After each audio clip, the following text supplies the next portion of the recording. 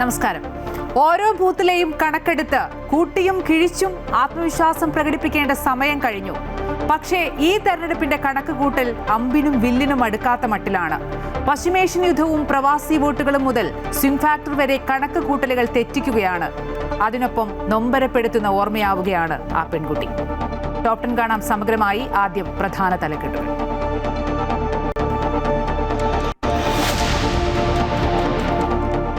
നിയമസഭാ തെരഞ്ഞെടുപ്പിൽ റെക്കോർഡിട്ട് സ്ത്രീ വോട്ടർമാർ. ഇത്തവണ 81.19% സ്ത്രീകൾ വോട്ട് ചെയ്തു. 2021 7.4% വർധന. വോട്ടെടുപ്പിന് ശേഷം കൂട്ടിയും കിഴിച്ചും മുന്നണികൾ. വിജയം ഉറപ്പെന്ന് നേതാക്കൾ. ആരൊക്കെ ഇടതുപക്ഷ ജനാധിപത്യ മുന്നണിക്ക് വോട്ട് ചെയ്തു, ആരൊക്കെ UDF വോട്ട് ചെയ്തു എന്ന് അങ്ങനെയൊന്നും പറയാൻ കഴിയില്ല.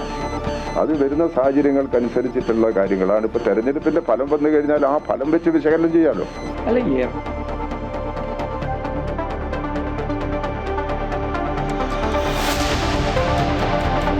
ബിഷപ്പുമാർക്കും ദീപിക പത്രത്തിനുമെതിരെ വിമർശനവുമായി PC ജോർജും ഷോൺ ജോർജും.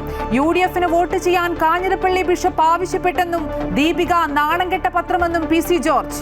KC വേണുഗോപാലനും ജോസ് കെ മാണിക്കും വേണ്ടി ദീപിക വിടുപണി ചെയ്യുന്നുവെന്ന് ഷോൺ ജോർജ്. ദീപികയിൽ വന്നത് സഭയുടെ മാത്രം ആശങ്കയല്ല, സമൂഹത്തിന്റെ ആശങ്കയെന്ന് ജോസ് കെ മാണി. കണ്ണൂരിൽ വോട്ടെടുപ്പിന് പിന്നാലെ വ്യാപക സംഘർഷം. ബംഗാൾ പിടിക്കാൻ സങ്കൽപത്രയുമായി BJP. അധികാരത്തിൽ വന്നാൽ 6 മാസത്തിനകം ഏകീകൃത സിവിൽ കോഡ് നടപ്പാക്കുമെന്നും സ്ത്രീകൾക്ക് പ്രതിമാസം 3000 രൂപ നൽകുമെന്നും പ്രകടന പത്രിക. മമതയെ താഴെ ഇറക്കി BJP ഭരണം പിടിക്കുമെന്നും ബംഗാളിന്റെ സമഗ്ര വികസന രേഖയാണ് സങ്കൽപത്രയെന്നും കേന്ദ്ര ആഭ്യന്തരമന്ത്രി അമിത്ഷാ.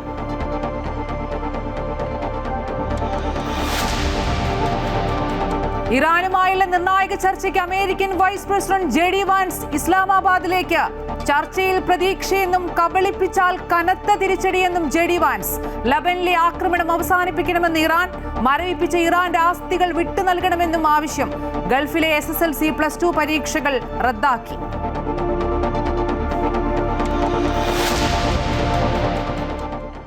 വിനോദയാത്രയ്ക്കിടെ ചിക്കമംഗളൂരുവിൽ കാണാതായ ശ്രീനന്ദയുടെ മൃതദേഹം കണ്ടെത്തി. മൃതദേഹം കിട്ടിയത് 1500 അടി താഴ്ചയിൽ നിന്ന്. മരണത്തിൽ ദുരൂഹതയുള്ളതായി ബന്ധുക്കൾ. പാലക്കാട് സ്വദേശിയായ ശ്രീനന്ദയെ കാണാതായത് 4 ദിവസം മുമ്പ്.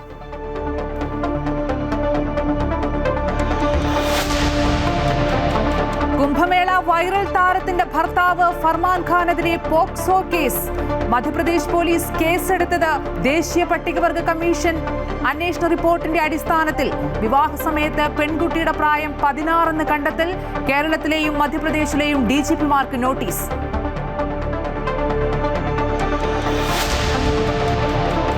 ആർട്ടിമിസ് 2 ദൗത്യം അവസാന ഘട്ടത്തിലേക്ക്. 4 ബഹിരാകാശ യാത്രികരുമായി നാസയുടെ ഓറിയോൺ പേടകം നാളെ പുലർച്ചെ ഇന്ത്യൻ സമയം 5:37 പസഫിക് സമുദ്രത്തിൽ പതിക്കും. 50 വർഷങ്ങൾക്ക് ശേഷം ചന്ദ്രൻ അരികിലെത്തിയ ബഹിരാകാശ യാത്രികരെ കാത്ത് ലോകം.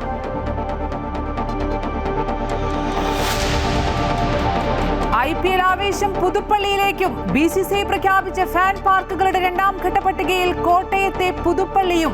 IPL-ൽ രാജസ്ഥാനെതിരെ ബംഗളൂരുവിന് 7-9 റൺസ് എന്ന നിലയിൽ.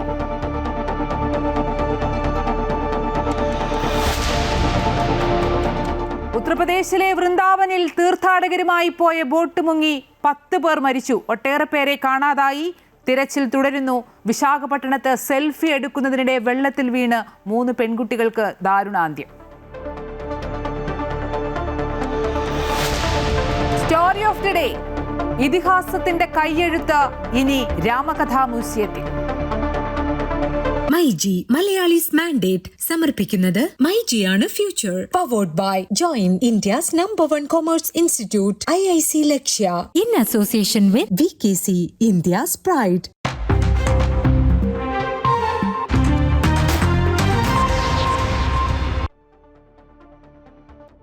നിയമസഭാ തെരഞ്ഞെടുപ്പിൽ റെക്കോർഡിട്ട് സ്ത്രീ വോട്ടർമാർ. കേരളത്തിൽ സ്ത്രീ വോട്ടർമാരുടെ ഏറ്റവും ഉയർന്ന പോളിംഗ് ശതമാനം രേഖപ്പെടുത്തിയ തെരഞ്ഞെടുപ്പാണ് കടന്നുപോയത്. ആകെ സ്ത്രീ വോട്ടർമാരിൽ 81.19% ഇത്തവണ വോട്ട് ചെയ്തു. കേരളത്തിലെ സ്ത്രീ മനസ്സിക്കുറി ഏത് മുന്നണിക്കാകും കരുത്ത് പകരുക എന്നതിലാണ് ആകാംക്ഷ.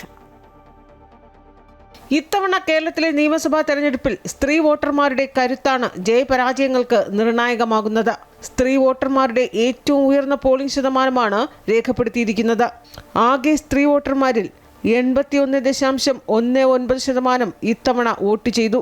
2021 ഇത് 73.94% പുരുഷ സ്ത്രീ വോട്ടർമാരുടെ പോളിംഗ് ശതമാനത്തിൽ ഇക്കുറി 6% വ്യത്യാസമുണ്ട്. ഇതിനു മുമ്പ് ഇത്രയേറെ ശക്തമായ സ്ത്രീ സാന്നിധ്യം ഉണ്ടായത് 1987 80.58% 87 തിരഞ്ഞെടുപ്പിൽ രേഖപ്പെടുത്തിയിരുന്നത്. എന്നാൽ ഇക്കുറി ഏറ്റവും നിർണായകമായ തിരഞ്ഞെടുപ്പിൽ ശക്തമായ സ്ത്രീ സാന്നിധ്യത്തെ 3 മുന്നണികളും ആകാംക്ഷയോടെയാണ് വീക്ഷിക്കുന്നത്. സ്ത്രീ വോട്ടർമാരെ ലക്ഷ്യമിട്ടുള്ള മുന്നണികളുടെ വാഗ്ദാനങ്ങൾ ഗുണകരമായി എന്ന് വിലയിരുത്തുന്നു. 3 മുന്നണികളുടെയും പ്രകടന പത്രികയിൽ സ്ത്രീ ശാക്തീകരണത്തിന് ഏറെ പ്രാധാന്യം നൽകിയിട്ടുണ്ട്. ഇതൊക്കെ വോട്ടെടുപ്പിനെ സ്വാധീനിക്കുമെന്ന് തന്നെയാണ് പ്രതീക്ഷിക്കുന്നത്. അതേസമയം ജൻസി വോട്ടർമാരിലും വനിതാ പ്രാതിനിധ്യം കൂടുതലാണ്. ജൻസി മനസ്സ് ഏത് രീതിയിലാകും ചിന്തിക്കുക എന്നത് പ്രവചനാതീതമാണ്. അതുകൊണ്ട് തന്നെ കേരളത്തിലെ 81%-ലധികം സ്ത്രീകളും എന്തായിരിക്കും നിശ്ചയിച്ച് ഉറപ്പിച്ചത് എന്നതിൽ മെയ് 4 പെട്ടി പൊട്ടിക്കുമ്പോൾ മാത്രമേ അറിയാനാകൂ. അതുവരെ കൂട്ടലും കിഴിക്കലുമായി മുന്നണികൾ. അമൃത ന്യൂസ്, തിരുവനന്തപുരം. സംസ്ഥാനത്തെ കനത്ത പോളിംഗ് ആരെ തുണയ്ക്കും? കണക്ക് കൂട്ടുകയാണ് മുന്നണികൾ. തുടർഭരണമുണ്ടാകുമെന്ന് LDF ഗൾഫ് വോട്ടർമാരുടെ എണ്ണത്തിൽ കുറവുണ്ടായെന്നും അത് ആർക്ക് ഗുണമാകുമെന്ന് ഇപ്പോൾ പറയാനില്ലെന്നും കൺവീനർ TP രാമകൃഷ്ണൻ. 100 സീറ്റ് ലക്ഷ്യമിട്ട് UDF കഴിഞ്ഞ 30 വർഷത്തിനിടെയുണ്ടായ ഏറ്റവും മികച്ച തെരഞ്ഞെടുപ്പ് പ്രവർത്തനമാണ് ഇത്തവണ UDF നടത്തിയതെന്നും മികച്ച വിജയപ്രതീക്ഷയാണുള്ളതെന്നും പ്രതിപക്ഷ നേതാവ് VD സതീശൻ. ദളിത് സംഘടനകൾ, പിന്നോക്ക വിഭാഗം തുടങ്ങിയവർ UDFനെ പിന്തുണച്ചിട്ടുണ്ട്. 5 മണ്ഡലങ്ങൾ തൂത്തുവാരുമെന്ന ഉറച്ച ആത്മവിശ്വാസമാണ് പ്രതിപക്ഷ നേതാവ് പ്രകടിപ്പിക്കുന്നത്. താമര വിരിയുമെന്ന് BJPയും. കേരള ചരിത്രത്തിലെ നിർണായകമായ ഈ തെരഞ്ഞെടുപ്പിൽ ജനങ്ങൾ ആഗ്രഹിക്കുന്ന മാറ്റം സംഭവിക്കുമെന്ന് ആത്മവിശ്വാസം പ്രകടിപ്പിച്ച് BJP സംസ്ഥാന അധ്യക്ഷൻ രാജീവ് ചന്ദ്രശേഖർ. ആരൊക്കെ ഇടതുപക്ഷ ജനാധിപത്യ മുന്നണിക്ക് വോട്ട് ചെയ്തു, ആരൊക്കെ UDFന് വോട്ട് ചെയ്തു എന്നൊന്നും അങ്ങനെയൊന്നും പറയാൻ കഴിയില്ല. അത് വരുന്ന സാഹചര്യങ്ങൾക്കനുസരിച്ചിട്ടുള്ള കാര്യങ്ങളാണ്. ഇപ്പോൾ തെരഞ്ഞെടുപ്പിന്റെ ഫലം വന്നു കഴിഞ്ഞാൽ ആ ഫലം വെച്ച് വിശകലനം ചെയ്യാമല്ലോ.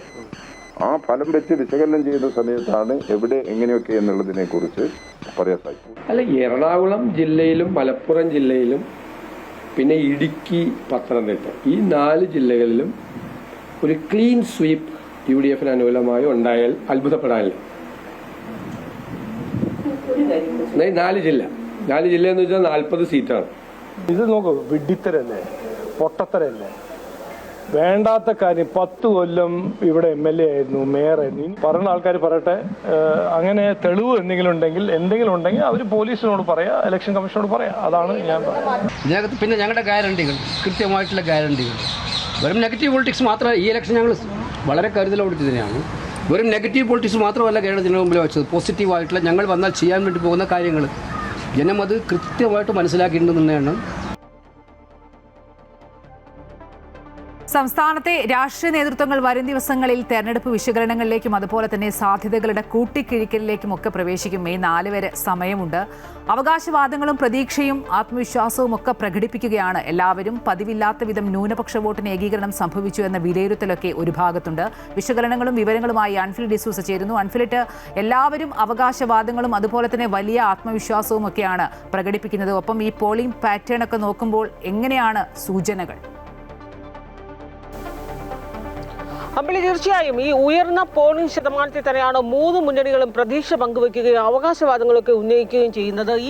ഈ രീതിയിൽ, അതായത് ഇനിയുള്ള ഒരു 23-24 ദിവസം എന്ന് പറയുന്നത് 3 മുന്നണികളും വളരെ ശക്തമായ കൂട്ടലും കഴിക്കലും ഒക്കെ തന്നെയാണ്. അപ്പോൾ ഇവരുടെ കണക്കുകളിലൊക്കെ ഇനിയിപ്പോൾ അടിസ്ഥാനമാകുന്നത് ഉയർന്ന പോളിംഗ് ആണ്. അതോടൊപ്പം തന്നെ സ്ത്രീ വോട്ടർമാരുടെ വളരെ ശക്തമായ സാന്നിധ്യമാണ്, റെക്കോർഡ് ശതമാനമാണ് സ്ത്രീ വോട്ടർമാർ ഇക്കുറി ഈ നിയമസഭാ തെരഞ്ഞെടുപ്പിൽ പോളിംഗ് രേഖപ്പെടുത്തിയിരിക്കുന്നത്. ഇതൊക്കെ തന്നെയും തങ്ങൾക്ക് അനുകൂലമാകുമെന്നാണ് UDF പ്രധാനമായും ലക്ഷ്യമിടുന്നത്. കണക്ക് കൂട്ടുന്നതുമൊക്കെ തന്നെയാണ്. കാരണം ഈ സ്ത്രീ വോട്ടർമാർ എല്ലാ കാലത്തും, അല്ലെങ്കിൽ പോളിംഗ് ശതമാനം എല്ലാ കാലത്തും ഉയർന്നു നിൽക്കുമ്പോഴൊക്കെ UDFന് അനുകൂലമായ ഒരു തരംഗമുണ്ടാകും. വലിയ രീതിയിലൊരു തരംഗമായി മാറുമെന്നാണ്. അതായത് 80-85 വോട്ട് സീറ്റുകൾക്കപ്പുറത്തേക്ക് ഒരു 100-ലേക്കൊക്കെ എത്തുമെന്ന രീതിയിൽ ഉറച്ചു വിശ്വസിക്കുകയാണ് ഈ പോളിംഗ് ശതമാന കണക്കുകളൊക്കെ ഉയർത്തി. ഈ ന്യൂനപക്ഷ ഏകീകരണമൊക്കെ തന്നെയും ക്രൈസ്തവ മുസ്ലിം വോട്ടുകളൊക്കെ തന്നെയും തങ്ങൾക്ക് ഒരു കൺസോൾട്ടേഷൻ അവിടെ നടന്നിട്ടുണ്ട് എന്ന രീതിയിലൊക്കെയാണ് UDF കണക്ക് കൂട്ടുന്നത്. മധ്യ കേരളത്തിലായാലും വടക്കൻ മേഖലയിലായാലും അതിനപ്പുറത്തേക്ക് തെക്കൻ ജില്ലകളിൽ UDF സാധാരണഗതിയിൽ വോട്ട് ശതമാനമൊക്കെ വളരെ കുറവാണ്. പക്ഷേ ഇത്തവണ അതിനൊക്കെ തന്നെ ഒരു തരംഗമുള്ളതുകൊണ്ട് തെക്കൻ ജില്ലകൾ ഉൾപ്പെടെ തന്നെ വലിയ രീതിയിലൊരു മുന്നേറ്റം ഉണ്ടാകും. അതുകൊണ്ട് തന്നെ 100 കടക്കുമെന്ന രീതിയിൽ അവർ കണക്ക് കൂട്ടുമ്പോൾ ഇടതുമുന്നണിയാകട്ടെ ഈ പോളിംഗ് ശതമാനം പോളിംഗ് ഉയർന്ന വർധനവൊക്കെ തന്നെ ഈ സർക്കാരിന് അനുകൂലമായ ഒരു തരംഗം ഉണ്ടാകുമെന്ന് അവർ ഉറച്ചു വിശ്വസിക്കുന്നു. അത് വലിയ രീതിയിൽ ആഞ്ഞടിച്ചില്ലെങ്കിൽ കൂടിയും തങ്ങൾ തന്നെ അധികാരത്തിൽ വരെ ഒരു ഭരണ തുടർച്ചയുണ്ടാകും. ഒരു 75-76 എന്ന മാർജിനിലേക്ക് തങ്ങൾ എത്തി ഭരണ തുടർച്ച തങ്ങൾക്ക് തന്നെ അനുകൂലമാകും. അതാണ് ഉയർന്ന പോളിംഗ് എന്നും. കാരണം സ്ത്രീകൾക്ക് അനുകൂലമായ വാഗ്ദാനങ്ങളൊക്കെ തന്നെ ഈ എല്ലാ കാലവും ഉയർത്തിയിരുന്നത് LDF ആണ്. അതുകൊണ്ട് തന്നെ സ്ത്രീകളുടെ പോളിംഗ് ശതമാനം ഉയർന്നതൊക്കെ തങ്ങൾക്ക് അനുകൂലമാകുമെന്ന് LDF കണക്ക് കൂട്ടുന്നു. അതേസമയം NDA ആകട്ടെ ഈ രീതിയിൽ ഇടതു വലതു മുന്നണികൾക്കൊക്കെ മാറി ഒരു ബദൽ സംവിധാനം മലയാളികൾ ചിന്തിച്ചു തുടങ്ങിയിരിക്കുന്നു. അതാണ് ഈ റെക്കോർഡ് പോളിംഗ് ശതമാനം എന്ന രീതിയിലാണ് BJP കണക്ക് കൂട്ടുന്നത്. അതുകൊണ്ട് ഇക്കുറി വലിയ രീതിയിലുള്ള അത്ഭുതങ്ങൾ ഉണ്ടാകുമെന്ന് അവർ പ്രതീക്ഷിക്കുന്നു. ഒരു ഡിസൈഡിംഗ് ഫാക്ടർ എന്ന രീതിയിൽ തന്നെ ഇത്തവണ ഉണ്ടാകുമെന്ന രീതിയിലൊക്കെ അവർ പറയുന്നുണ്ടെങ്കിൽ കൂടിയും ഏറ്റവും കുറഞ്ഞൊരു 4 സീറ്റുകളൊക്കെ സ്റ്റാർ അട്രാക്ഷനായുള്ള സ്റ്റാർ കാറ്റഗറിയിലുള്ള മണ്ഡലങ്ങളിലൊക്കെ തന്നെ അവരുടെ വിജയമൊക്കെ ഉറപ്പിക്കുകയാണ്. അത് നേമം, കഴക്കൂട്ടം, വട്ടിയൂർക്കാവ്, ഒപ്പം തന്നെ മഞ്ചേശ്വരം, പാലക്കാട് ഇതൊക്കെ അവർ ഉറപ്പിച്ചു കഴിഞ്ഞിരിക്കുകയാണ്. എന്തായാലും ഇക്കുറി താമര വിരിയും. ഇത്തവണ അവരുടെ പ്രതിനിധികൾ തങ്ങളുടെ പ്രതിനിധികൾ ഇത്തവണ നിയമസഭയിൽ ഉണ്ടാകുമെന്ന് 100% ഉറപ്പിക്കുക കൂടി ചെയ്യുകയാണ്. എന്തായാലും വലിയ രീതിയിലുള്ള കൂട്ടലും കിഴിക്കലിലും പ്രതീക്ഷയിലും ഒക്കെ തന്നെയാണ് സംസ്ഥാനത്ത് 3 മുന്നണികളും അമ്പിടിൽ. ശരി, ആൻഫ്ലി ഡിസൂസിയാണ് വിശദാംശങ്ങൾ നൽകിയത്. എന്തായാലും തുടർഭരണം ഉറപ്പെന്ന് LDF. അതിൻ്റെ സാധ്യത എത്രത്തോളമാണ്? സർക്കാർ വിരുദ്ധ വികാരം പോളിംഗിൽ പ്രകടമെന്ന വിലയിരുത്തലിൽ UDF ആണ്. ആ വിലയിരുത്തലിലാണ് UDF. അതുകൊണ്ട് തന്നെ അടിയൊഴുക്കുകൾ എങ്ങോട്ടാണ്? ഒപ്പം താമര വിരിയുമെന്നാണ് BJPയുടെ ആത്മവിശ്വാസം. എന്തായാലും ജനാധിപത്യത്തെ ശക്തിപ്പെടുത്തുകയും കേരളത്തിൻ്റെ ഭാവിക്ക് ഗുണപ്രദമാകുകയും ചെയ്യുന്ന ജനവിധി ഉണ്ടാകുമെന്ന് തന്നെയാണ് പ്രതീക്ഷിക്കുന്നത്. വോട്ടെടുപ്പിന് ശേഷവും പല മണ്ഡലങ്ങളിലും ഇപ്പോഴും സ്ഥാനാർത്ഥികൾ തമ്മിലുള്ള തർക്കം തീരുന്നില്ല. നിയമത്തെ ചൊല്ലി പരസ്പരം പോരടിച്ച സ്ഥാനാർത്ഥികളായ V ശിവൻകുട്ടിയും രാജീവ് ചന്ദ്രശേഖറും ഒരു വോട്ടിന് 15,000 രൂപ വരെ BJP നൽകിയെന്ന ആരോപണമാണ് V ശിവൻകുട്ടി ഉന്നയിക്കുന്നത്. എന്നാൽ ശിവൻകുട്ടി വിഡ്ഢിത്തരം മാത്രമാണ് പറയുന്നതെന്നും തെളിവ് നൽകണമെന്നും രാജീവ് ചന്ദ്രശേഖർ തിരിച്ചടിച്ചു. 3 മുന്നണികളും അഭിമാന പോരാട്ടം നടത്തുന്ന നിയമമണ്ഡലത്തിൽ ആത്മവിശ്വാസത്തേക്കാൾ ഏറെ ആശങ്കയാണ് മുന്നിട്ട് നിൽക്കുന്നത്. അതുകൊണ്ട് തന്നെ വോട്ടെടുപ്പിന് ശേഷവും ആരോപണ പ്രത്യാരോപണം അവസാനിക്കുന്നില്ല. BJP നിയമത്ത് പണവും മദ്യവും ഒഴുക്കുന്നുവെന്ന ആരോപണം പോളിംഗ് ദിനത്തിന് ശക്തമായാണ് LDF സ്ഥാനാർത്ഥി V ശിവൻകുട്ടി ഉന്നയിച്ചത്. പിറ്റേ ദിനത്തിലും ആരോപണത്തിൽ ഉറച്ചു നിൽക്കുകയാണ്. ഒരു വോട്ടിന് നിങ്ങൾ കേട്ടാൽ ഞെട്ടിപ്പോവും. ഒരു വോട്ടിന് 15,000 രൂപ വരെ കൊടുക്കുകയാണ്. തെളിവ് ചോദിച്ചാൽ തെളിവൊന്നുമില്ല. പക്ഷേ കൊടുത്തവർ വാങ്ങിയവർ തന്നെ പറയുകയാണ്. വാങ്ങിയിട്ട് അവർ വോട്ട് ചെയ്യേണ്ട ആൾക്കാർക്ക് വോട്ട് ചെയ്യുന്നുണ്ട്. ഇത് മാത്രമല്ല, ചില സംഘടനകളെ വിലക്കെടുത്തിട്ട് മൊത്തത്തിൽ ഇത്ര വോട്ട് ഇത്ര രൂപ എന്ന് പറഞ്ഞ് ലേലം വിളിച്ചു കൊടുക്കുകയാണ്.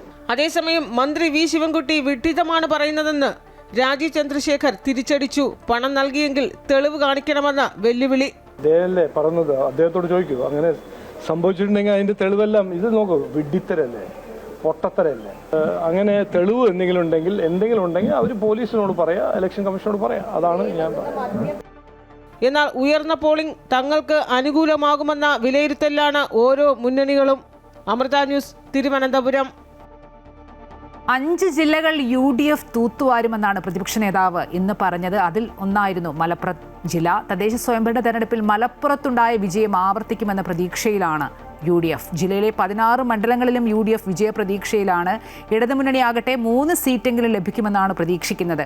വോട്ട് വിഹിതത്തിൽ മുന്നേറ്റമുണ്ടാക്കാനാകുമെന്ന പ്രതീക്ഷ NDAയും വെച്ചു പുലർത്തുന്നുണ്ട്. ഉയർന്ന പോളിംഗ് ശതമാനത്തിലൂടെ മലപ്പുറം ജില്ല തൂത്തുവാരാനാവുമെന്ന പ്രതീക്ഷയിലാണ് UDF. ജില്ലയിൽ ആകെയുള്ള 16 സീറ്റും ഇത്തവണ UDFിനൊപ്പമാകുമെന്ന ആത്മവിശ്വാസത്തിലാണ് ലീഗ് നേതൃത്വം. മന്ത്രി V അബ്ദുറഹ്മാൻ താനൂരിൽ നിന്നും തിരൂരിലേക്ക് മാറിയതോടെ താനൂരിലെ വിജയം അനായാസമായെന്ന് ലീഗ് കരുതുന്നു. തവനൂർ, പൊന്നാനി മണ്ഡലങ്ങളും ഇത്തവണ ഇടതുമുന്നണിയെ കൈവിടുമെന്ന പ്രതീക്ഷയിലാണ് ലീഗ് നേതൃത്വം. ലീഗിന് കഴിഞ്ഞ തവണ കിട്ടിയതിനേക്കാളൊക്കെ നല്ലൊരു കൂടുതൽ സീറ്റ് ഞങ്ങൾക്ക് കിട്ടും. UDF മലപ്പുറം ജില്ലാ കമ്മിറ്റിയൊക്കെ തന്നെ വലിയ ആത്മവിശ്വാസത്തിലാണ് 16 മണ്ഡലങ്ങളിലും UDF തന്നെ വിജയിക്കും എന്നുള്ളതാണ്. അതേസമയം മുസ്ലിം ലീഗിന്റെ കോട്ടയായ മലപ്പുറം ജില്ലയിൽ LDF വലിയ പ്രതീക്ഷ പുലർത്തുന്നില്ല. തവനൂർ, പൊന്നാനി മണ്ഡലങ്ങൾ നിലനിർത്തുന്നതിനോടൊപ്പം V അബ്ദുറഹ്മാൻ എത്തിയതോടെ പോരാട്ടം കടുത്ത തിരൂരിലും ഇടതുപക്ഷം അത്ഭുതം പ്രതീക്ഷിക്കുന്നു. ഞങ്ങൾ പ്രതീക്ഷിക്കുന്നത് 3-ലധികം വരുന്ന സീറ്റുകളിലേക്ക് ജയിച്ചു കയറാൻ പറ്റും എന്നുള്ളതാണ്. ഇടതുപക്ഷം നടത്തിയിട്ടുള്ള പ്രവർത്തനങ്ങളുടെ അതായത് ആകെ നിങ്ങൾക്ക് എല്ലാവർക്കും അറിയാമല്ലോ, ഇവിടെ വലതുപക്ഷത്തിന് രാഷ്ട്രീയമായി നല്ല സ്വാധീനമുള്ളതാണ്. BJPക്ക് പരമ്പരാഗതമായി സ്വാധീനമുള്ള വള്ളിക്കുന്ന്, തവനൂർ മണ്ഡലങ്ങൾക്ക് പുറമെ ജില്ലയിലെ മറ്റു മണ്ഡലങ്ങളിലും വോട്ട് ഷെയർ കാര്യമായി ഉയരുമെന്ന പ്രതീക്ഷയിലാണ് NDA. അമൃത ന്യൂസ്, മലപ്പുറം. ഉപമുഖ്യമന്ത്രി സ്ഥാനത്തിന് ലീഗിന് അർഹതയുണ്ടെന്ന് മുനവർ അലി തങ്ങൾ. ലീഗിൽ നിന്ന് CH മുഹമ്മദ് കോയയും ഔക്കാദർ കുട്ടിനാഹയും ഉപമുഖ്യമന്ത്രിമാരായിട്ടുണ്ട്. ഉപമുഖ്യമന്ത്രി സ്ഥാനത്തിനായി ഇപ്പോൾ അവകാശവാദം ഉന്നയിക്കുന്നില്ല എന്നും എന്നാൽ മന്ത്രിസഭാ രൂപീകരണ ചർച്ചകളിൽ ഇക്കാര്യം ആവശ്യപ്പെടുമോ എന്ന് പറയാനാവില്ലെന്നും മുനവർ അലി തങ്ങൾ. ലീഗ് സ്ഥാനാർത്ഥികൾ മതം പറഞ്ഞ് വോട്ട് പിടിച്ചെന്ന ആരോപണം പരിശോധിക്കുമെന്നും അദ്ദേഹം വ്യക്തമാക്കി. UDFന്റെ സ്ഥാനാർത്ഥികൾ വലിയ ഭൂരിപക്ഷത്തിൽ ജയിക്കും എന്നതിൽ യാതൊരു സംശയമില്ല. ഉപമുഖ്യമന്ത്രി സ്ഥാനം ലീഗ് നേരത്തെ വഹിച്ചിട്ടുണ്ട്, അതിന് ഞങ്ങൾ അർഹരാണ്. പക്ഷേ അതൊരു ക്ലെയിമായിട്ട് ഞങ്ങളിപ്പോൾ ചോദിക്കുന്നില്ല. അർഹത നേരത്തെ CH മുഹമ്മദ് കോയ സാഹിബ് ഉപമുഖ്യമന്ത്രി ആയിട്ടുണ്ട്, ഔക്കാദർ കുട്ടിനഹ സാഹിബ് ഉപമുഖ്യമന്ത്രി ആയിട്ടുണ്ട്. ഇപ്പോൾ ഇനിയും അത് ഞങ്ങൾക്ക് അർഹതയുള്ളൊരു കാര്യമാണ്. പക്ഷേ അത് ക്ലെയിം ചെയ്ത് അത് നെഗോഷിയേറ്റ് ചെയ്യാൻ ഞങ്ങളില്ല എന്നുള്ളതാണ്.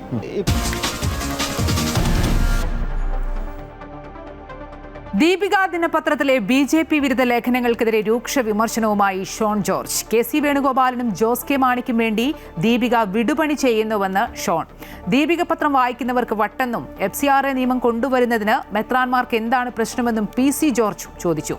ദീപികയിൽ വന്നത് സഭയുടെ മാത്രം ആശങ്കയല്ല, സമൂഹത്തിന്റെ ആകെ ആശങ്കയാണെന്ന് ജോസ് കെ മാണിയും. പാലം കടന്നാൽ കൂരായണ എന്നതാണ് BJP നയമെന്ന് VN വാസവനും പ്രതികരിച്ചു. നിയമസഭാ തെരഞ്ഞെടുപ്പിന്റെ വോട്ടെടുപ്പ് കഴിഞ്ഞതിന് തൊട്ടു പിന്നാലെയാണ് സീറോ മലബാർ സഭയുടെ മുഖപത്രമായ ദീപികയിൽ കഴിഞ്ഞ നാളുകളിൽ BJPക്കെതിരായി വന്ന ലേഖനങ്ങൾക്കെതിരെ രൂക്ഷ വിമർശനവുമായി BJP സംസ്ഥാന ഉപാധ്യക്ഷനും പാലായിലെ NDA സ്ഥാനാർത്ഥിയുമായ ഷോൺ ജോർജ് രംഗത്തെത്തിയത്. KC വേണുഗോപാലിനും ജോസ് കെ മാണിക്കും വേണ്ടി ദീപിക പത്രം വിടുപണി ചെയ്യുന്നുവെന്നും തെരഞ്ഞെടുപ്പ് കാലത്ത് ദീപിക രാഷ്ട്രീയം കളിക്കുകയായിരുന്നുവെന്നും ഷോൺ ജോർജ് ആരോപിച്ചു. FCRA ബില്ലിന്മേലുള്ള ചർച്ചകൾ പോലും നീട്ടിവെച്ചത് താൻ ആവശ്യപ്പെട്ടിട്ടാണെന്നും ഷോൺ ജോർജ് കൂട്ടിച്ചേർത്തു. ഇപ്പോഴും പിതാക്കന്മാരുടെ ലേബലിൽ ചില ആളുകൾ ഇവിടെ UDFന് വേണ്ടിയും ചില വ്യക്തികൾക്ക് വേണ്ടിയും വിടുപണി ചെയ്യാണ്. ഇന്നലെ തന്നെ എന്നോട് ചോദ്യം, ഇന്നലെ രാവിലെ പത്രം വന്നു, നിങ്ങൾ പറഞ്ഞിട്ടല്ലേ FCRA മാറ്റിവെച്ചത്, നിങ്ങൾ പറഞ്ഞിട്ടല്ലേ ഇതിനകത്ത് അതും രാജ്യസുരക്ഷയ്ക്ക് ബാധകമായൊരു വിഷയത്തെ ചർച്ചയ്ക്ക് വേണ്ടി മാറ്റിവെച്ചു. PC ജോർജിന്റെ വിമർശനം ദീപികയ്ക്ക് എതിരെ മാത്രമായിരുന്നില്ല. ബിഷപ്പുമാർക്കെതിരെയും ജോർജ് കടുത്ത വിമർശനം ഉന്നയിച്ചു. കാഞ്ഞിരപ്പള്ളി ബിഷപ്പ് കന്യാസ്ത്രീ മഠങ്ങളിൽ വിളിച്ച് UDFന് വോട്ട് ചെയ്യാൻ പറഞ്ഞു. FCRA നിയമം കൊണ്ടുവരുന്നതിന് മെത്രാൻമാർക്ക് എന്താണ് പ്രശ്നം? ദീപിക പത്രം വായിക്കുന്നവർക്ക് വട്ടാണ്. രാഷ്ട്രീയം പറയുന്ന മെത്രാൻമാരോട് അങ്ങനെ തന്നെ മറുപടി പറയുമെന്നും ജോർജ് പറഞ്ഞു. നമ്മുടെ കാഞ്ഞിരപ്പള്ളി ബിഷപ്പ് ഉള്ളൊരു മര്യാദക്കാരനാണെന്ന് ജനം വിചാരിക്കുന്നു. പക്ഷേ അയാളെന്താ ഇത് മടകളിലെല്ലാം വിളിച്ച് UDFന് വോട്ട് ചെയ്യാൻ പറഞ്ഞു. മര്യാദയാണ് കാണിച്ചത്. നിയമം കൊണ്ടുവരുന്നു, ആ നിയമം കൊണ്ടുവരുന്ന ഇവർക്ക് ഇത്ര വിഷമം, എന്നിട്ട് ഇവന്മാർ പിന്നെ എന്തിനാണ് കിടന്ന് കുരയ്ക്കുന്നത്? ആ കുര UDFന് വേണ്ട. ഇവൻ്റെയൊക്കെ മനസ്സിലിരിക്കുന്ന നാറിയ രാഷ്ട്രീയമാണ്. ദീപി ഒരു പത്രമാണ്, ആ പത്രം വായിക്കുന്നതിന് വട്ട്. FCRA ബില്ല് വരിക തന്നെ ചെയ്യുമെന്നും PC ജോർജ് കൂട്ടിച്ചേർത്തു. അതേസമയം ദീപികയിൽ വന്നത് സഭയുടെ മാത്രം ആശങ്കയല്ല, സമൂഹത്തിന്റെ ആകെ ആശങ്കയാണെന്ന് പറഞ്ഞ ജോസ് കെ മാണി FCRA ബില്ലിന്മേലുള്ള ചർച്ചകൾ നീട്ടിവെച്ചത് ഷോൺ ജോർജ് പറഞ്ഞിട്ടാണെങ്കിൽ ആ ബില്ല് തന്നെ വേണ്ട എന്ന് വൈപ്പിച്ചുകൂടെ എന്നും ചോദിച്ചു. എത്ര സ്നേഹം ഉണ്ടായിരുന്നു, എന്തിനാ ഇത് കൊണ്ടുവന്നേ? ഈ ചർച്ചയിലേക്ക് കൊണ്ടുവന്നത് എന്താ? എന്തിനാ അങ്ങനെ ഒരു കൺസിഡറേഷനിലേക്ക് ആ ബില്ലിലേക്ക് വന്നത്? എന്തിനാ അത് പാർലമെന്റ് പ്രസന്റ് ചെയ്യുന്ന എന്തിനാണ്? അതിൻ്റെ ആവശ്യമില്ലല്ലോ. തിരഞ്ഞെടുപ്പ് വരുമ്പോൾ സഭാകവാടങ്ങളിലും മതമേലധ്യക്ഷന്മാരുടെ മുന്നിലും സന്ദർശനം നടത്താൻ ഗവർണർമാരെയും കേന്ദ്രമന്ത്രിമാരെയും അയക്കുന്ന BJPക്ക് പാലം കടന്നാൽ കൂരായണ എന്ന നിലപാടാണെന്ന് മന്ത്രി VN വാസവനും പറഞ്ഞു. അവർ വോട്ട് വരുമ്പോൾ സഭാകവാടങ്ങളിലും മതമേലധ്യക്ഷന്മാരെ എല്ലാം കാണാൻ വേണ്ടി അവരുടെ ഗവർണർമാരും കേന്ദ്രമന്ത്രിമാരും എല്ലാം ഇങ്ങനെ ഒഴുകി നടക്കും. ഇലക്ഷൻ കഴിയുമ്പോൾ അവർ പാലം കിടക്കോളം നാരായണ നാരായണ, പാലം കിടന്നാൽ കൂരായണ എന്ന് പറയുന്ന പോലെയാണ് ഈ മതന്യൂനപക്ഷങ്ങളോട് അവർ സ്വീകരിക്കുന്ന സമീപനം. സഭകളെയും ക്രൈസ്തവരെയും ഒപ്പം നിർത്താൻ ശ്രമം നടത്തിവരുന്ന BJP നേതൃത്വം PC ജോർജിന്റെയും ഷോണിന്റെയും വാക്കുകളെ തള്ളിപ്പറയുമോ എന്നതാണ് ഇപ്പോൾ ഉയരുന്ന പ്രധാന ചോദ്യം. അമൃത ന്യൂസ്, കോട്ടയം. കണ്ണൂരിൽ വോട്ടെടുപ്പിന് പിന്നാലെ വ്യാപക സംഘർഷം. വിവിധയിടങ്ങളിൽ UDF, CPM, BJP പ്രവർത്തകർ തമ്മിൽ ഏറ്റുമുട്ടി. പയ്യന്നൂരിൽ V കുഞ്ഞികൃഷ്ണൻ അനുകൂലിയുടെ കാറ് കത്തിച്ച് വീടിന് നേരെ കല്ലെറിഞ്ഞു. മയ്യിലിൽ കോൺഗ്രസ് മണ്ഡലം കമ്മിറ്റി ഓഫീസ് അടിച്ചു തകർത്തു. കോൺഗ്രസ് പ്രവർത്തകന്റെ അക്രമത്തിൽ വയറിന് കുത്തേറ്റ CPM പ്രവർത്തകൻ ഗുരുതരാവസ്ഥയിൽ ചികിത്സയിൽ തുടരുകയാണ്. വോട്ടെടുപ്പ് പൂർത്തിയായതിനു പിന്നാലെ കണ്ണൂരിൽ വ്യാപക അക്രമ സംഭവങ്ങളാണ് അരങ്ങേറിയത്. രാത്രിയിലും ഇന്ന് പുലർച്ചെയുമായി കോൺഗ്രസ് ഓഫീസുകൾക്ക് നേരെയും ബൂത്ത് ഏജന്റുമാർക്കെതിരെയും അക്രമമുണ്ടായി. പിന്നിൽ CPM ആണെന്നാണ് കോൺഗ്രസിന്റെയും BJPയുടെയും ആരോപണം. പരാജയഭീതി മുന്നിൽ കണ്ടാണ് CPM അക്രമം അഴിച്ചുവിടുന്നതെന്ന് KPCC പ്രസിഡന്റ് സണ്ണി ജോസഫ് ആരോപിച്ചു. UDF പ്രവർത്തകർക്കെതിരെ വ്യാപകമായ ആക്രമണമാണ് അഴിച്ചുവിട്ടത്. എന്നാൽ സംസ്ഥാന വ്യാപകമായി നടന്ന അക്രമ പരമ്പരകളുണ്ട്. കോൺഗ്രസ് ഓഫീസ് ഗാന്ധി ഭവൻ പൂർണ്ണമായിട്ടും അടിച്ചു തകർത്തു. അവിടുത്തെ UDFന്റെ ബൂത്ത് ഏജന്റ് ഭാസ്കരന്റെ വീട് പൂർണ്ണമായിട്ടും അടിച്ചു തകർത്തു. പക്ഷെ പോലീസ് ഒരു ഭവനം ആക്രമിച്ച ഭവനവേതനത്തിന് ജാമ്യമില്ലാത്ത വകുപ്പിൽ കേസെടുക്കുന്നതിന് പകരം ആ പ്രതിയെ ജാമ്യം കൊടുക്കാത്ത രൂപത്തിൽ നിസ്സാരമായ കേസെടുത്ത് ജാമ്യത്തിൽ വിടുകയും ചെയ്തു. പയ്യന്നൂരിൽ കുഞ്ഞികൃഷ്ണനെ അനുകൂലിച്ച CPM പാർട്ടി അംഗത്തിന്റെ വീടിന് നേരെ കല്ലേറുണ്ടായി. പുരുഷോത്തമന്റെ കാർ കത്തിക്കുകയും ചെയ്തു. കാറമേലിൽ കുഞ്ഞികൃഷ്ണനു വേണ്ടി എഴുതിയ ചുമര് തകർത്തു. സ്ഥലമുടമ KP രേഖ പയ്യന്നൂർ പോലീസ് സ്റ്റേഷനിൽ പരാതി നൽകി. മയ്യിലിൽ കോൺഗ്രസ് മണ്ഡലം കമ്മിറ്റി ഓഫീസ് അടിച്ചു തകർത്തു. മട്ടന്നൂരും തളിപ്പറമ്പിലും NDA ബൂത്ത് ഏജന്റുമാരെ CPM ആക്രമിച്ചതായും പരാതിയുണ്ട്. മുല്ലക്കൊടിയിൽ കോൺഗ്രസ് പ്രവർത്തകൻ അക്രമത്തിൽ വയറിന് കുത്തേറ്റ CPM പ്രവർത്തകൻ ഗുരുതരാവസ്ഥയിൽ ചികിത്സയിലാണ്. അമൃത ന്യൂസ്, കണ്ണൂർ. കൊല്ലം ജില്ലയിൽ ഇത്തവണ രേഖപ്പെടുത്തിയ ഉയർന്ന പോളിംഗ് ശതമാനം സാധാരണ കണക്കുകൾക്കപ്പുറം ശക്തമായ രാഷ്ട്രീയ സൂചനകളാണ് നൽകുന്നത്. കഴിഞ്ഞ നിയമസഭാ തെരഞ്ഞെടുപ്പിനെ അപേക്ഷിച്ച് വോട്ടിംഗ് ഉയർന്നത് 3 മുന്നണികളിലും ഒരേ സമയം പ്രതീക്ഷയും ആശങ്കയും കൂട്ടിയിരിക്കുന്നു. 7 സീറ്റ് വരെ UDF പ്രതീക്ഷിക്കുമ്പോൾ മുഴുവൻ സീറ്റും നേടുമെന്നതാണ് LDF കണക്കുകൂട്ടൽ. ചാത്തന്നൂർ സീറ്റിലാണ് NDA പ്രതീക്ഷ. കൊല്ലം ജില്ലയിലുടനീളം നടന്ന കടുത്ത പ്രചാരണ പോരാട്ടം വോട്ടിംഗ് ശതമാനത്തിൽ വ്യക്തമായി പ്രതിഫലിച്ചു. ജില്ലയിലെ അന്തിമ കണക്ക് വന്നപ്പോൾ 76.29% പോളിംഗ്. കരുനാഗപ്പള്ളിയിലാണ് ജില്ലയിലെ ഏറ്റവും കൂടുതൽ പോളിംഗ് രേഖപ്പെടുത്തിയത്, 78.82%. ഏറ്റവും കുറവ് പുനലൂരിലും 70.99%. 11 മണ്ഡലങ്ങളിൽ 9 സീറ്റുകൾ കൈവശം വച്ചിരിക്കുന്ന LDF നഷ്ടമായ കുണ്ടറയും കരുനാഗപ്പള്ളിയും തിരികെ പിടിക്കാനുള്ള ആത്മവിശ്വാസത്തിലാണ്. ഉയർന്ന പോളിംഗ് രേഖപ്പെടുത്തിയ മണ്ഡലങ്ങളാണ് ഇവയെന്നത് ഇടത് ക്യാമ്പിന് വലിയ പ്രതീക്ഷ നൽകുന്നു.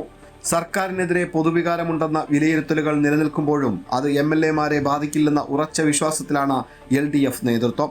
കൂടാതെ പരമ്പരാഗത വോട്ടുകൾ ഉറപ്പാണെന്നും ന്യൂനപക്ഷ വോട്ടുകളിൽ കൂടി നേട്ടം ഉണ്ടാകുമെന്നുമാണ് അവരുടെ കണക്കുകൂട്ടൽ. അതേസമയം ഭരണവിരുദ്ധ വികാരം ഇത്തവണ തരംഗമായി മാറിയെന്ന് UDF ശക്തമായി അവകാശപ്പെടുന്നു. തീരദേശ മേഖലകളിലും ന്യൂനപക്ഷ സ്വാധീനം കൂടുതലുള്ള ബൂത്തുകളിലും കനത്ത പോളിംഗ് രേഖപ്പെടുത്തിയതാണ് അവരുടെ ആത്മവിശ്വാസത്തിന് അടിസ്ഥാനം. SIR-ന് ശേഷമുള്ള ആദ്യ തെരഞ്ഞെടുപ്പായതിനാൽ വോട്ടർമാരുടെ ശക്തമായ സാന്നിധ്യം പല കേന്ദ്രങ്ങളിലും ദൃശ്യമായിരുന്നു. കൊല്ലം, ചവറ, കുന്നത്തൂർ മണ്ഡലങ്ങളിൽ വ്യക്തമായ മുന്നേറ്റം ഉണ്ടാകുമെന്നും നിലവിലെ മന്ത്രിമാരടക്കം ശക്തരായ സ്ഥാനാർത്ഥികൾ പോലും ഈ തരംഗത്തിൽ പതറാമെന്നും UDF വിലയിരുത്തുന്നു. 9 സീറ്റുകൾ വരെ നേടാൻ കഴിയുമെന്ന അവകാശവാദവും അവർ ഉയർത്തുന്നു. NDA-ക്കും ഇത്തവണ കൂടുതൽ ആത്മവിശ്വാസമാണുള്ളത്. തദ്ദേശ തെരഞ്ഞെടുപ്പിലെ വോട്ടു ശതമാന വർധന തുടർന്നാൽ ചാത്തന്നൂർ മണ്ഡലം പിടിക്കാനാകുമെന്നാണ് അവരുടെ പ്രധാന കണക്കുകൂട്ടൽ. കൂടാതെ കുന്നത്തൂർ, കരുനാഗപ്പള്ളി, കൊട്ടാരക്കര മണ്ഡലങ്ങളിൽ നിർണായക സ്വാധീനം ചെലുത്താൻ കഴിയുമെന്ന വിലയിരുത്തലും NDA ക്യാമ്പിനുണ്ട്. ഉയർന്ന പോളിംഗ് ശതമാനം 3 മുന്നണികളും തങ്ങളുടെ അനുകൂലമായി വ്യാഖ്യാനിക്കുമ്പോൾ രാഷ്ട്രീയ നിരീക്ഷകർക്ക് പോലും കൊല്ലത്ത് ഇത്തവണ ഫലം പ്രവചിക്കാൻ കഴിയാത്ത വിധമാണ്. അമൃത ന്യൂസ്, കൊല്ലം.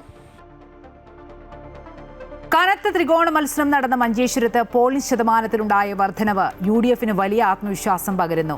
മഞ്ചേശ്വരത്ത് ഇത്തവണ പോളിംഗ് 81.04%. 2021-ൽ 77.78%. കഴിഞ്ഞ നിയമസഭാ തെരഞ്ഞെടുപ്പിൽ ഉണ്ടായതിനേക്കാൾ പോളിംഗ് നിരക്കിൽ 4% വർധനവാണ് കനത്ത പോരാട്ടം നടക്കുന്ന മഞ്ചേശ്വരം നിയോജക മണ്ഡലത്തിൽ ഇത്തവണ ഉണ്ടായത്. 2021-ൽ 77.78% പേർ വോട്ട് രേഖപ്പെടുത്തിയപ്പോൾ ഇത്തവണ 81.04% വോട്ടർമാർ സമ്മതിദാനം വിനിയോഗിച്ചു. മുസ്ലിം ലീഗും BJP-യും നേർക്കുനേർ ഏറ്റുമുട്ടുന്ന തുളുനാടൻ മണ്ഡലത്തിൽ പോളിംഗ് ശതമാനം ഉയർന്ന് 81-ലേക്ക് എത്തിയത് UDF-നെ സേഫ് സോണിൽ എത്തിച്ചുവെന്നാണ് അടിത്തട്ടിലുള്ള വിലയിരുത്തലുകൾ.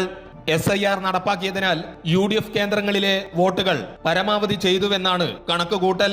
UDF സ്ഥാനാർത്ഥിയും സിറ്റിംഗ് MLAയുമായ AKM അഷറഫ് കഴിഞ്ഞ തവണ 745 വോട്ടുകൾക്കായിരുന്നു BJP സ്ഥാനാർത്ഥി K സുരേന്ദ്രനെ പരാജയപ്പെടുത്തിയത്.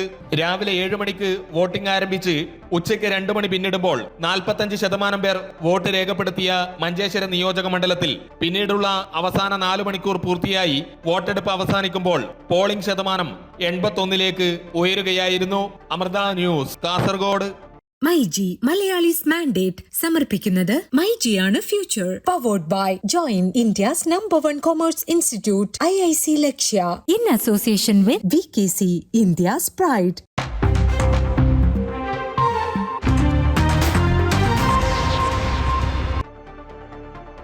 കോഴിക്കോട് ജില്ലയിൽ അന്തിമ കണക്ക് വന്നപ്പോൾ പോളിംഗ് ശതമാനം 81.35%. മുൻകാല തെരഞ്ഞെടുപ്പുകളേക്കാൾ പോളിംഗ് ഉയർന്നതിൽ പ്രതീക്ഷ അർപ്പിച്ചിരിക്കുകയാണ് മുന്നണികൾ. കോഴിക്കോട് ജില്ലയിൽ സമീപകാലത്തെ തിരഞ്ഞെടുപ്പുകളേക്കാൾ പോളിംഗിൽ വൻ കുതിപ്പാണുണ്ടായത്. 81.35% പോളിംഗ്. കഴിഞ്ഞ തവണത്തേക്കാൾ 2.93% കൂടി. 2021-ലെയും 2016-ലെയും നിയമസഭാ തിരഞ്ഞെടുപ്പുകളെക്കാളും 2025-ലെ തദ്ദേശ സ്വയംഭരണ തിരഞ്ഞെടുപ്പിനേക്കാളും പോളിംഗ് മെച്ചപ്പെട്ടതായി കാണാം.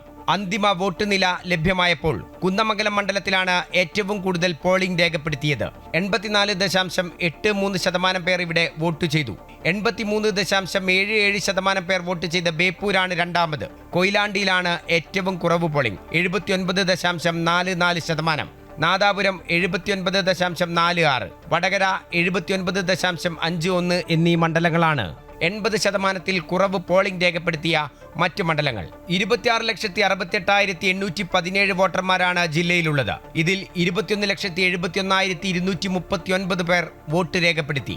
ജില്ലയിൽ പോസ്റ്റൽ വോട്ട് ചെയ്തത് 18,368 പേർ. 96.89% ഈ പോളിംഗ്. കോഴിക്കോട് മൊത്തത്തിൽ പോളിംഗിൽ കുതിപ്പുണ്ടായപ്പോൾ ശ്രദ്ധേയമായ പോരാട്ടം നടന്ന വടകര, കുറ്റ്യാടി, നാദാപുരം മണ്ഡലങ്ങളിലും UDFന്റെ ശക്തി കേന്ദ്രമായ കൊടുവള്ളിയിലും ഇത്തവണ പോളിംഗ് ശതമാനം കുറഞ്ഞതായും കാണാം. പോളിംഗ് ഉയർന്നതിൽ ഇരു മുന്നണികളും ആത്മവിശ്വാസം പ്രകടിപ്പിക്കുന്നുണ്ടെങ്കിലും ഈ വർധനവ് ഏത് മുന്നണിക്ക് അനുകൂലമാകുമെന്ന് പ്രവചിക്കാനാവില്ല. അമൃത ന്യൂസ്, കോഴിക്കോട്. കഴക്കൂട്ടം മണ്ഡലത്തിൽ UDF 3-ാം സ്ഥാനത്താകും വരികയെന്ന് NDA സ്ഥാനാർത്ഥി V മുരളീധരൻ. NDAയും LDFും തമ്മിലായിരുന്നു മത്സരമെന്നും NDAയ്ക്ക് വിജയം സുനിശ്ചിതമെന്നും V മുരളീധരൻ അമൃത വാർത്തകളോട് പറഞ്ഞു. വോട്ടെടുപ്പ് കഴിഞ്ഞ് കൂട്ടലും കുഴിക്കലിലുമാണ് അപ്പോൾ മുന്നണി സ്ഥാനാർത്ഥികളും നേതാക്കളും ഒക്കെ തന്നെയും. തിരുവനന്തപുരത്ത് ഏറ്റവും കൂടുതൽ പ്രതീക്ഷ അർപ്പിക്കുന്ന, ദേശീയ തലത്തിൽ പോലും ശ്രദ്ധ ആകർഷിക്കുന്ന നിരവധി മണ്ഡലങ്ങളുള്ള ഒരു ജില്ല തന്നെയാണ്. ഇപ്പോൾ ഞാനിപ്പോൾ നിൽക്കുന്നത് കഴക്കൂട്ടത്തെ NDA സ്ഥാനാർത്ഥി ശ്രീ V മുരളീധരനൊപ്പമാണ്. എങ്ങനെ തോന്നുന്നു മുരളീച്ചേട്ടാ ഇത് കണ്ടപ്പോൾ? ഒരു ദിവസത്തെ അവസാന 23-24 ദിവസത്തെ പ്രചാരണം കൊടുമ്പിരി കൊണ്ട പ്രചാരണത്തിനൊടുവിലാണ് എല്ലാം അവസാനിക്കുമ്പോൾ എന്ത് തോന്നുന്നു? കഴക്കൂട്ടത്ത് BJPക്കും NDAക്കും അനുകൂലമായിട്ടുള്ള ഒരു ജനവിധി ഉണ്ടാവും. ആ കാര്യത്തിലൊരു സംശയമില്ല. ഇവിടെ ഏതെങ്കിലും രീതിയിൽ ഈ ശബരിമല വിഷയം ഫാക്ടറായി മാറിയോ? അതാവും എന്നുള്ള കാര്യത്തിൽ സംശയമില്ലല്ലോ. അതാരും ആക്കേണ്ട കാര്യമല്ല. ഞങ്ങളതൊരു വലിയ പ്രചരണത്തിൻ്റെ ആയുധമൊന്നായിട്ട് ഉപയോഗിച്ചതൊന്നുമില്ല. പക്ഷേ ജനങ്ങളുടെ മനസ്സിലുള്ള അങ്ങേയറ്റത്തെ വേദന, അവരുടെ അമർഷം, അതവർ അവസരം കിട്ടുമ്പോൾ രേഖപ്പെടുത്തും. കാരണം ശബരിമലയിൽ ഈ യുവതി പ്രവേശന വിഷയത്തിലുണ്ടായിരുന്ന സാഹചര്യം അതൊരു സാഹചര്യമായിരുന്നു. ഇപ്പോൾ ഉണ്ടായിട്ടുള്ളത് ശ്രീകോവിലടക്കം കൊള്ളയടിക്കുന്ന ഒരു സാഹചര്യമാണ്. ആ സാഹചര്യം ജനങ്ങൾക്ക് വലിയ അമർഷം ഉണ്ടാക്കിയിട്ടുണ്ട്. അതിന് സർക്കാർ കൂട്ടുനിന്നു എന്നുള്ളത്. അന്നത്തെ ദേവസ്വം മന്ത്രിയുടെ ഒരു മൗനസമ്മതമോ അദ്ദേഹത്തിൻ്റെ സജീവമായിട്ടുള്ള പങ്കാളിത്തമോ എന്തൊക്കെയോ ഉണ്ടായി അതിൽ. അല്ലെങ്കിൽ ഇങ്ങനൊരു സംഭവം നടക്കില്ലല്ലോ. അദ്ദേഹം പറഞ്ഞത് എനിക്ക് ഒരു ഉത്തരവാദിത്വമില്ല, അങ്ങനെ ഒരു മന്ത്രിക്ക് പറയാൻ പറ്റുമോ? തദ്ദേശ തെരഞ്ഞെടുപ്പിലും ലോക്സഭാ തെരഞ്ഞെടുപ്പിലും ഒക്കെ വലിയ രീതിയിൽ ഒരു മുന്നേറ്റം ഉണ്ടാക്കിയ BJP മുന്നേറ്റം ഉണ്ടാക്കിയ ഒരു മണ്ഡലം കൂടിയാണ് തിരുവനന്തപുരത്തെ പല മണ്ഡലങ്ങളിലും ഏറ്റവും പ്രധാനപ്പെട്ട ഒരു മണ്ഡലമാണ്. അപ്പോൾ ആ ഒരു തരംഗം നിയമസഭാ തെരഞ്ഞെടുപ്പിൽ എങ്ങനെയായിരിക്കും? പാറ്റേൺ മാറുമോ? അതേ പാറ്റേൺ തന്നെ ആയിരിക്കും? അല്ല, പാറ്റേണൊക്കെ ഓരോ തെരഞ്ഞെടുപ്പിൽ വേറെ വേറെയല്ലേ. നിയമസഭാ തെരഞ്ഞെടുപ്പിൻ്റെ പാറ്റേൺ വേറെയാണ്, ലോക്സഭാ തെരഞ്ഞെടുപ്പിൻ്റെ പാറ്റേൺ വേറെയാണ്, കോർപ്പറേഷൻ വേറെയാണ്. ഇപ്പോൾ ലോക്സഭാ തെരഞ്ഞെടുപ്പിൽ കോൺഗ്രസ് 2ാം സ്ഥാനത്ത്, BJP 1ാം സ്ഥാനത്താണ്. ഇവിടെ അത് വരുന്ന പ്രശ്നമേ ഇല്ല. ഇവിടെ BJP 1ാം സ്ഥാനത്ത് വരുമ്പോൾ 2ാം സ്ഥാനം സ്വാഭാവികമായും LDF ആയിരിക്കും. കോൺഗ്രസ് വരില്ലല്ലോ. കോൺഗ്രസ് 3ാം സ്ഥാനത്തേ വരുള്ളൂ.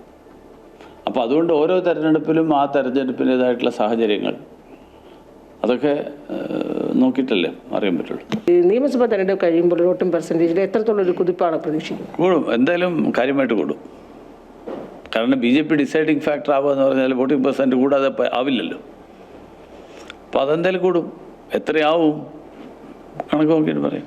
എന്തായാലും കഴക്കൂട്ടം മണ്ഡലത്തിൽ തികഞ്ഞ പ്രതീക്ഷയിൽ തന്നെയാണ് ശ്രീ വി മുരളീധരൻ. 2ാം സ്ഥാനത്ത് LDF വരുന്നു. അതായത് LDFും BJPയും തമ്മിലായിരുന്നു നേർക്കുനേർ പോരാട്ടമെന്ന് തന്നെയാണ് വി മുരളീധരൻ പറഞ്ഞു വെക്കുന്നത്. ഡിസൈഡിംഗ് ഫാക്ടറായി ഇത്തവണ മെയ് 4 റിസൾട്ട് വരുമ്പോൾ BJP കേരളത്തിൽ ഉണ്ടാകുമെന്ന് 100% ഉറപ്പിക്കുക കൂടി ചെയ്യുകയാണ് BJP ഘടകം. വിഷ്ണുവിനൊപ്പം അൻഫ്രി ഡിസൂസ.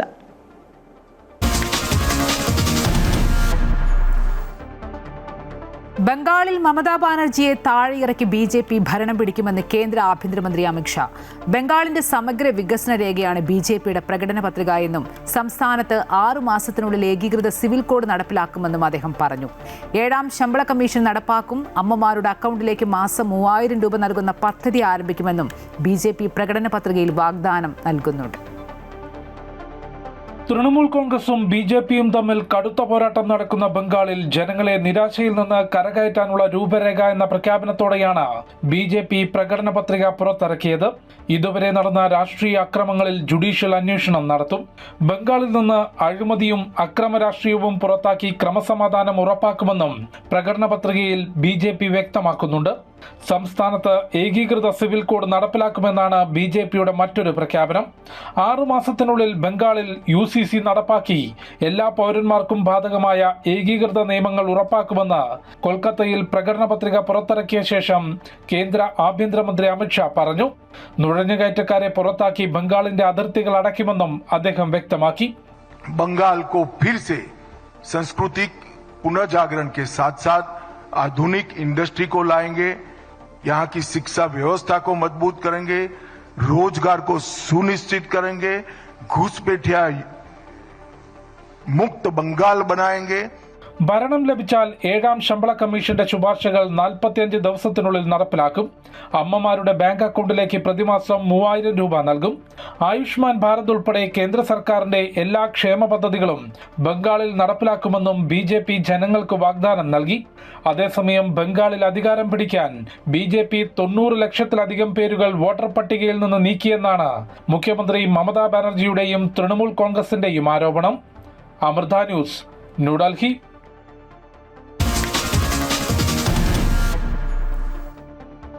പശ്ചിമേഷ്യൻ സംഘർഷത്തിന് പരിഹാരം തേടി ഇറാനുമായി സമാധാന ചർച്ചകൾക്കായി American vice president JD vans പാകിസ്ഥാനിലേക്ക്. ചർച്ചകളെ ഏറെ പ്രതീക്ഷയോടെയാണ് കാണുന്നതെന്നും ഫലം പോസിറ്റീവായിരിക്കുമെന്ന് കരുതുന്നുവെന്നും വാൻസ് യാത്രയ്ക്ക് മുന്നേ പറഞ്ഞു. അതേസമയം അമേരിക്കയെ കബളിപ്പിക്കാനാണ് ഇറാൻ ശ്രമിക്കുന്നതെങ്കിൽ അതിന് വഴങ്ങില്ലെന്നും കർശന മുന്നറിയിപ്പ് നൽകിയിട്ടുണ്ട്. ചർച്ചയോടനുബന്ധിച്ച് ഇസ്ലാമാബാദിൽ സമ്പൂർണ്ണ ലോക്ക്ഡൌൺ പ്രഖ്യാപിച്ചിട്ടുണ്ട്. അതേസമയം ചർച്ചയ്ക്കുള്ള പ്രതിനിധി സംഘത്തെ ഇറാൻ ഇതുവരെ തീരുമാനിച്ചിട്ടില്ല. ചർച്ചയ്ക്ക് മുമ്പ് മരവിപ്പിച്ച സ്വത്തുക്കൾ നൽകണമെന്നും ലബനനിൽ വെടിനിർത്തൽ പ്രഖ്യാപിക്കണമെന്നും ഇറാൻ ആവശ്യപ്പെട്ടിട്ടുണ്ട്. ഹോർമൂസ് കടക്കുന്ന കപ്പലുകൾ ഇറാൻ കറൻസി നൽകണമെന്നും ആവശ്യപ്പെട്ടു. ഈ ആവശ്യങ്ങൾ അംഗീകരിച്ചാൽ മാത്രമേ ചർച്ചയിൽ പങ്കെടുക്കൂ എന്നാണ് ഇറാന്റെ നിലപാട്. ഹോർമൂസ് ഉപയോഗിച്ച് ഇറാൻ ഭീഷണിപ്പെടുത്തുന്നുവെന്ന് ട്രംപും പ്രതികരിച്ചു. We're looking forward to the negotiation. I think it's going to be positive. We'll, of course, see. As the President of the United States said, if the Iranians are willing to negotiate in good faith, we're certainly willing to extend the open hand. If they're going to try to play us, then they're going to find that the negotiating team is not that receptive. So we're going to try to have a positive negotiation. The President has gave us some pretty clear guidelines, and we're going to see. കുവൈറ്റിൽ വീണ്ടും Iran drone ആക്രമണം. കുവൈറ്റിലെ അതീവ സുരക്ഷാ മേഖലയായ national guard സൈറ്റിലാണ് drone ആക്രമണം നടന്നത്. വ്യാഴാഴ്ചയുണ്ടായ ആക്രമണത്തിൽ താവളത്തിന് നാശനഷ്ടങ്ങൾ സംഭവിച്ചതായി കുവൈറ്റ് നാഷണൽ ഗാർഡ് വക്താവ് ബ്രിഗേഡിയർ ജനറൽ ജദാൻ ഫാദൽ സ്ഥിരീകരിച്ചു. ഇറാഖ് ഇറാൻ അതിർത്തികളോട് ചേർന്ന് നിൽക്കുന്ന ഗൾഫ് രാജ്യങ്ങളിൽ ആക്രമണങ്ങൾ തുടരുന്നത് ആശങ്കയുണ്ടാക്കുന്നുണ്ട്. ഇസ്ലാമാബാദിൽ സമാധാന ചർച്ചകൾ പുരോഗമിക്കുന്നതിനിടയിലാണ് കുവൈറ്റിന് നേരെ ഇത്തരമൊരു ആക്രമണമുണ്ടായത്. നിർണായക വെടിനിർത്തൽ ചർച്ചകൾക്കായി ഇറാൻ പ്രതിനിധി സംഘം പാകിസ്ഥാൻ തലസ്ഥാനമായ ഇസ്ലാമാബാദിലെത്തിയിട്ടുണ്ട്. രാജ്യത്തെ ആക്രമിച്ചവർ ശിക്ഷിക്കപ്പെടാതെ പോകില്ല എന്നാണ് ഔദ്യോഗിക മാധ്യമത്തിൽ പ്രസ്താവനയിലൂടെ ഇറാൻ പരമോന്നത നേതാവ് മുജ്തബ ഖമനേയി അറിയിച്ചത്. ഇറാൻ യുദ്ധം ആഗ്രഹിക്കുന്നില്ലെങ്കിലും തങ്ങളുടെ അവകാശങ്ങൾ വിട്ടുകൊടുക്കില്ല എന്നും അദ്ദേഹം പറയുന്നു. യുദ്ധത്തിൽ വിജയിച്ചത് ഇറാനാണെന്നും ഹോർമൂസ് കടലിടുക്കിന്റെ നിയന്ത്രണത്തിൽ മാറ്റങ്ങൾ വരുത്തുമെന്നും ഖമനേയി പ്രഖ്യാപിച്ചു. കുവൈറ്റിലുണ്ടായ ആക്രമണത്തിൽ കെട്ടിടങ്ങൾക്കും സൈനിക സാമഗ്രികൾക്കും കേടുപാടുകൾ സംഭവിച്ചിട്ടുണ്ട്. ആക്രമണ സമയത്ത് സൈനികർ സുരക്ഷിത താവളങ്ങളിലായതിനാൽ ആർക്കും പരിക്കേറ്റില്ല. ഹോർമൂസ് കടലിടുക്കിലൂടെ കപ്പലുകൾ കടന്നുപോകാൻ അനുവദിക്കുന്ന കാര്യത്തിൽ ഇറാൻ വളരെ മോശമായ രീതിയിലാണ് പ്രവർത്തിക്കുന്നത് എന്ന ട്രംപ് ആരോപണം ഉന്നയിച്ചു. യുഎസും ഇറാനും തമ്മിലുള്ള കരാർ ഇങ്ങനെയല്ല എന്നും ട്രംപ് ഓർമ്മിപ്പിച്ചു. ഇസ്രയേലും ലെബനനും തമ്മിലുള്ള പതിറ്റാണ്ടുകൾ നീണ്ട ശത്രുതയ്ക്ക് അറുതി വരുത്താൻ ലക്ഷ്യമിട്ടുള്ള നേരിട്ടുള്ള സമാധാന ചർച്ചകൾക്കും തുടക്കമാവുകയാണ്. ലെബനൻ സർക്കാരിന്റെ നിരന്തരമായ അഭ്യർത്ഥന കണക്കിലെടുത്താണ് നേരിട്ടുള്ള ചർച്ചകൾക്ക് തയ്യാറാണെന്ന് ഇസ്രയേൽ പ്രഖ്യാപിച്ചത്. International desk, Amrita TV. ഗൾഫിലെ SSLC +2 പരീക്ഷകൾ റദ്ദാക്കും. യുദ്ധത്തിന്റെ പശ്ചാത്തലത്തിലാണ് നടപടി. പരീക്ഷയ്ക്ക് പകരം സംവിധാനം കൊണ്ടുവരും. SSLC വിദ്യാർത്ഥികളുടെ ഓണപരീക്ഷയുടെയും ക്രിസ്മസ് പരീക്ഷയുടെയും ശരാശരി മാർക്ക് പരിഗണിച്ച് സർട്ടിഫിക്കറ്റ് നൽകും. +2 വിദ്യാർത്ഥികളുടെ +1 പരീക്ഷ മാർക്കാകും പരിഗണിക്കുക. +2കാർക്ക് ബോണസ് മാർക്ക് നൽകും. ഇനി കൃത്യസമയത്ത് പരീക്ഷ നടത്താൻ കഴിയില്ലെന്ന വിലയിരുത്തലിലാണ് തീരുമാനം. സംസ്ഥാനത്തെ തെരഞ്ഞെടുപ്പ് കമ്മീഷന്റെ അനുമതിയോടുകൂടിയാണ് വിദ്യാഭ്യാസ മന്ത്രിയുടെ അന്തിമ തീരുമാനം.